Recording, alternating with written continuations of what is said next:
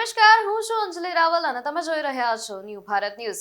મુખ્ય સમાચાર સામે આવ્યા છે કે ગુજરાતમાં વરસાદી સિસ્ટમ વધુ સક્રિય બની છે। દક્ષિણ ગુજરાતમાં ભારે વરસાદની આગાહી છે, ત્યારે સૌરાષ્ટ્રમાં અતિભારે વરસાદનું એલર્ટ આપવામાં આવ્યું। કચ્છના કેટલાક તાલુકાઓ હજુ સૂકા છે અને અનેક જિલ્લાઓ માટે હવામાન વિભાગનું એલર્ટ જાહેર થયું છે।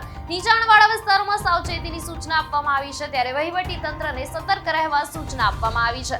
વરસાદી માહોલ વચ્ચે ખેડૂતોની નજર જે છે એ પાક પર રહેશે અને આગામી દિવસોમાં વરસાદ વધવાની શક્યતા છે।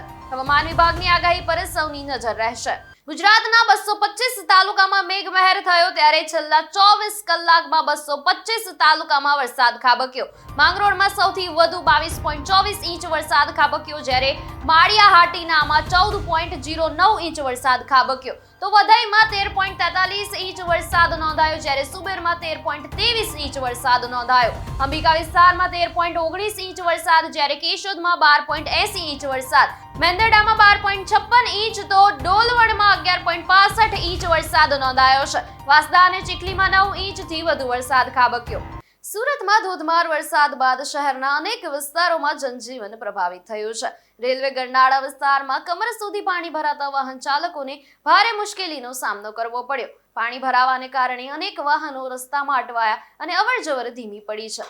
શહેરના વિવિધ માર્ગો પર લાંબા ટ્રાફિક જામના દ્રશ્યો જોવા મળ્યા હતા। નીચાણવાળા વિસ્તારોમાં વરસાદી પાણી ભરાતા સ્થાનિક રહેવાસીઓ પણ મુશ્કેલીમાં મુકાયા હતા। અનેક સ્થળોએ લોકોને વૈકલ્પિક માર્ગનો ઉપયોગ કરવો પડ્યો। સુરતમાં ધોધમાર વરસાદ બાદ શહેરના અનેક વિસ્તારોમાં પાણી ભરાવાની સ્થિતિ સર્જાઈ છે।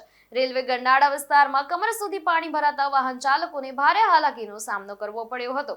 ગરનાળામાં પાણી ભરાવાથી અનેક વાહનો અટવાયા અને અવરજવર પ્રભાવિત થઈ હતી। શહેરના અનેક મુખ્ય માર્ગો પર લાંબા ટ્રાફિક જામના દ્રશ્યો જોવા મળ્યા હતા અને નીચાણવાળા વિસ્તારોમાં વરસાદી પાણી ભરાતા સ્થાનિક રહેવાસીઓની મુશ્કેલી વધી છે।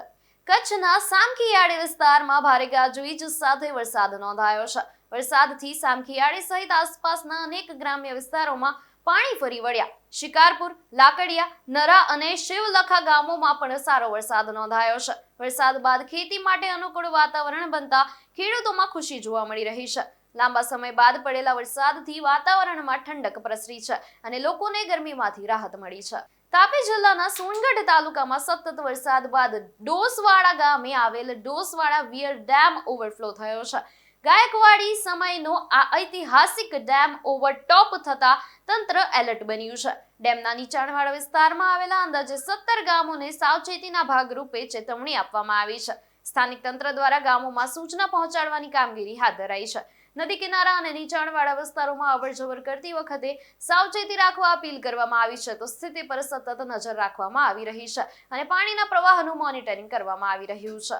ઉત્તરાખંડના ધારચુલામાં ભારે વરસાદ બાદ સરહદી વિસ્તારોમાં જનજીવન પ્રભાવિત થયું છે। સતત વરસાદના કારણે અનેક માર્ગોને નુકસાન પહોંચ્યું છે અને કેટલાક વિસ્તારોનો સંપર્ક તૂટી ગયો છે। સ્થિતિ એવી છે કે અંદાજે 90 પરિવારોનો બહારની દુનિયા સાથેનો સંપર્ક ખોરવાયો છે। માર્ગ બંધ થતા લોકોને રોજિંદી જરૂરિયાતો પૂરી કરવામાં મુશ્કેલી પડી રહી છે। સૌથી વધુ અસર વિદ્યાર્થીઓ પર જોવા મળી રહી છે, કારણ કે સ્કૂલ સુધી પહોંચવાના રસ્તા બંધ થતા અભ્યાસ પણ પ્રભાવિત થયો છે। ભાવનગરની જીવાદોરી ગણાતો પાલીતાણાનો શેત્રુંજી ડેમ ઓવરફ્લો થયો છે। ડેમમાં પાણીની સતત આવકને પગલે તંત્રએ ડેમના તમામ 59 દરવાજા 1 ફૂટ સુધી ખોલીને પાણી છોડવાની કાર્યવાહી શરૂ કરી છે। શેત્રુંજી નદીમાં પાણીનો પ્રવાહ વધતા નીચાણવાળા વિસ્તારો માટે એલર્ટ જાહેર કરવામાં આવ્યું છે। ખાસ કરીને પાલીતાણા અને તળાજા તાલુકાના ગામોને સાવચેત રહેવા સૂચના આપવામાં આવી છે। નદીના પટમાં અવરજવર ન કરવા તેમજ નદી કિનારાના વિસ્તારોમાં ન જવા તંત્રએ લોકોને અપીલ કરી છે।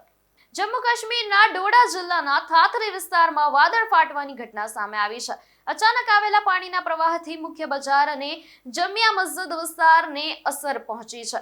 ભારે પાણીના પ્રવાહના કારણે અનેક સ્થળોએ નુકસાન થયું છે। રસ્તાને નુકસાન પહોંચતા ટ્રાફિક વ્યવસ્થા પણ પ્રભાવિત થઈ છે। અનેક વાહનો પાણી અને કાટમાળની ઝપેટમાં આવ્યા છે, જ્યારે કેટલાક મકાનોને પણ નુકસાન પહોંચ્યું હોવાનું સામે આવ્યું છે।